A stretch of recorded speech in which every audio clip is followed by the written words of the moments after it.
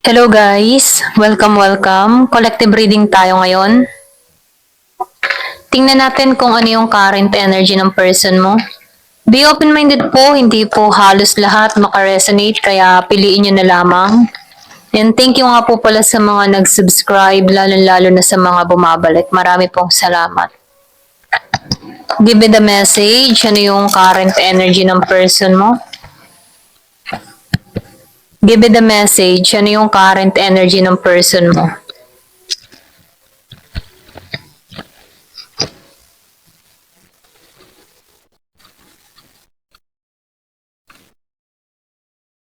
Give me the message. Ano yung nararamdaman niya ngayon? Ano yung sitwasyon ng tao mo ngayon?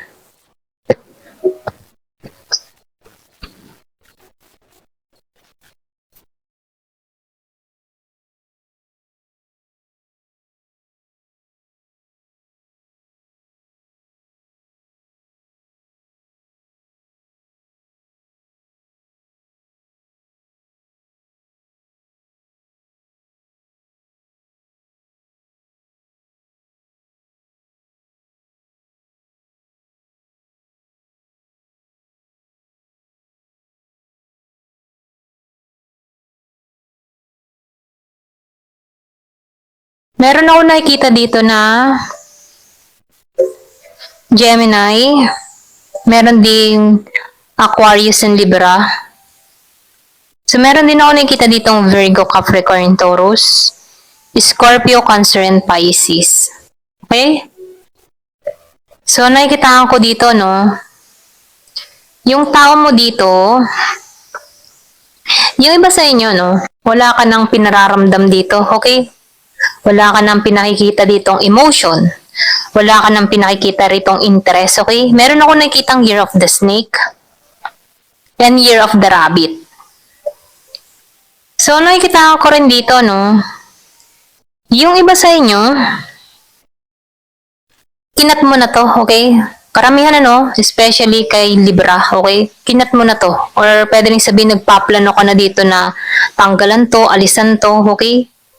Kasi hindi ka na masaya or hindi ka na umuunlad dito. Ganon. Ganon yung energy mo, no? Wala nang pag-unlad.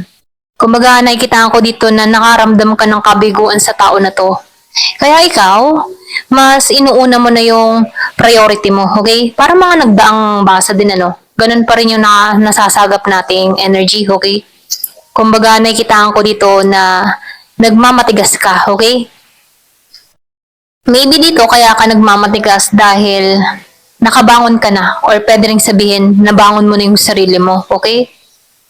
So, nakikita ko dito, no, yung iba sa inyo, unti-unti mo nang nare-receive yung mga blessing na inaasa mo.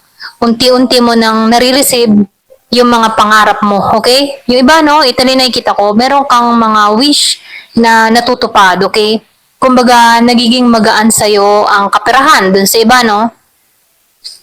So, nakikita ko rin dito, itong tao mo ngayon, medyo nakakaramdam to ng lungkot, ano? Pero tanggap niya, okay?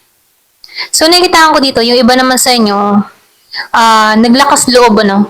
Naglakas loob na tanggalan na lang to, okay?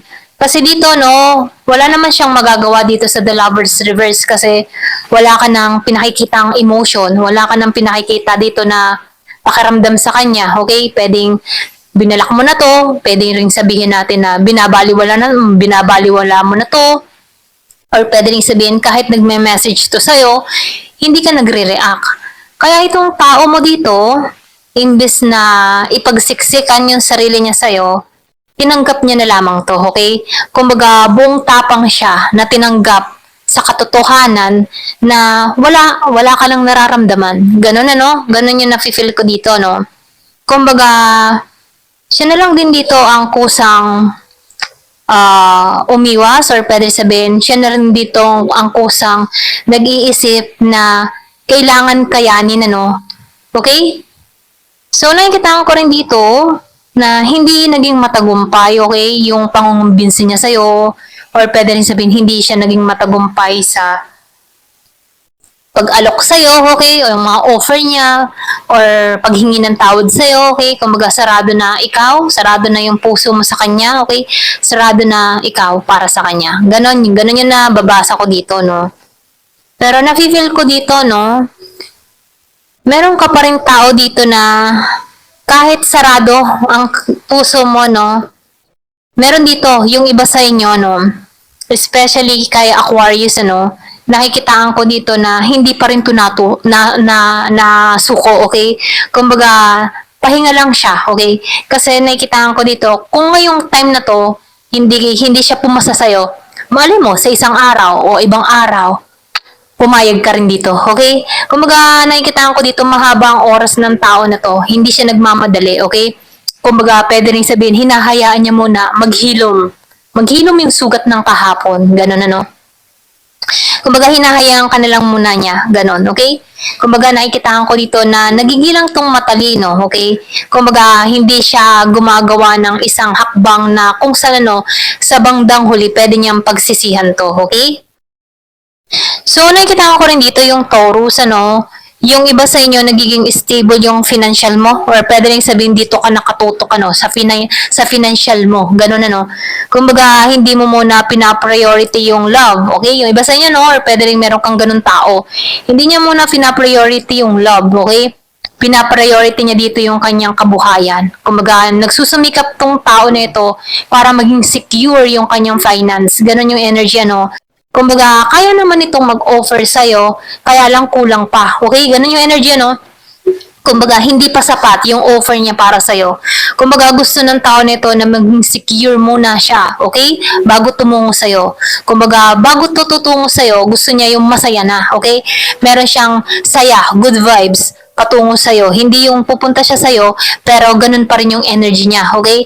So, ngayon itong tao nito, alam mo yung tipo na naghahanda, okay? Nagpe-prepare siya, okay? Gusto niya stable siya.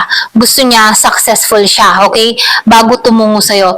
Gusto niya, hindi lang basta ang energy niya dito ay pangmadalian. Gusto niya yung pangmatagalan na, no? Yun talagang hindi ka aayaw sa gusto niya, okay? Yung magiging masaya ka, okay? Kasi itong tao nito, nagkulang to sa'yo, okay? Lalo-lalo na sa kanyang pagmamahal, sa kanyang oras, panahon, nagkulang to sa'yo. Alam niya to, okay? Meron ditong Pisces. So, nakikita ko dito, may pagkukulang tong nagawa sa'yo kung bakit hindi ka naging masaya dito, okay? Kung bakit hindi naging buo. Kumbaga, nakikita ko dito, hindi naging buo yung pagmamahal kasi may pagkukulang, okay? Ayan. So, tingnan pa natin, ano,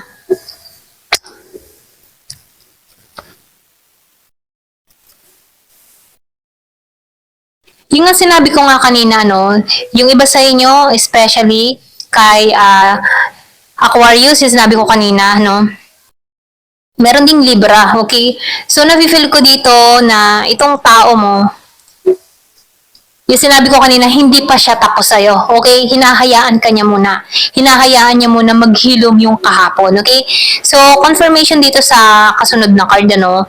Kasi nakikitaan ko dito na alam niya yung bigat na ibinigay niya sa'yo. Alam niya yung bigat ng kalooban na ipinagkaloob niya sa'yo, okay?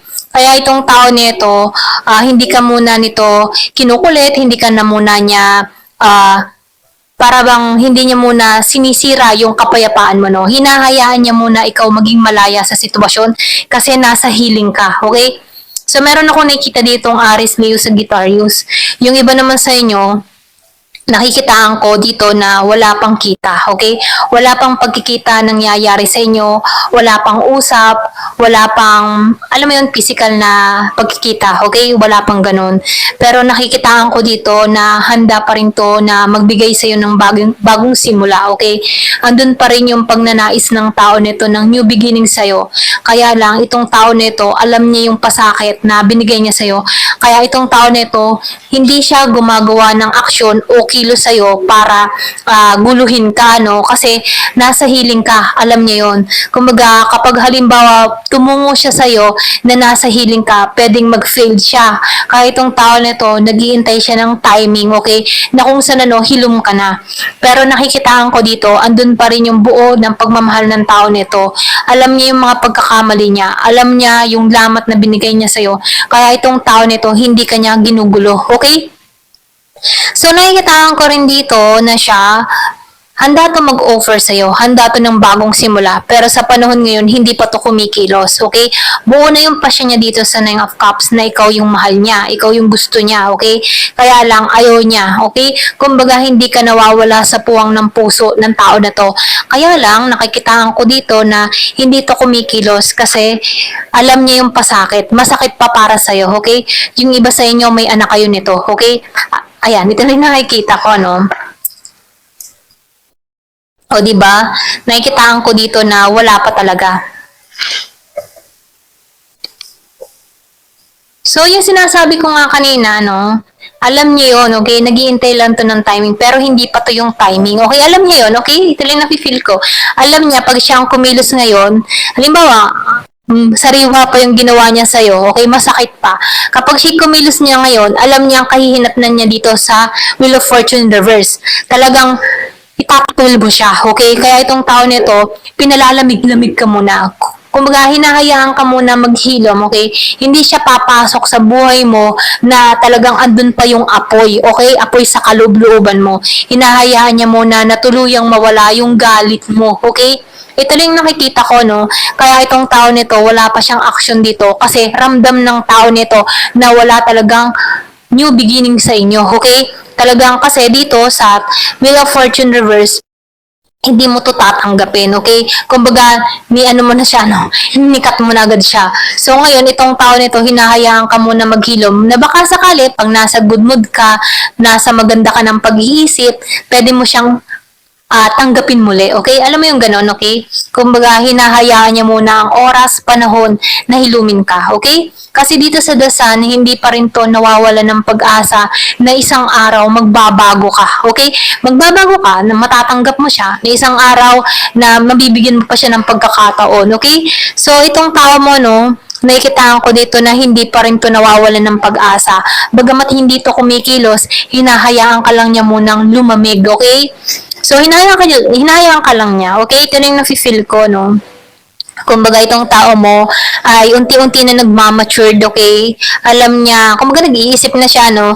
Yung kahihinat na ng kanyang pagkilos, kaya alam ng tao nito na kung kikilos siya ngayon, talagang nilagapak mo siya, no? Lagapak agad siya, no? So, ngayon, itong tao mo, nakikitaan ko dito na hindi muna siya nakilos dito, okay? Hinahayaan ka muna niya na makapagpahinga, hanapin yung kapayapaan mo, maging malaya ka sa sitwasyon, okay?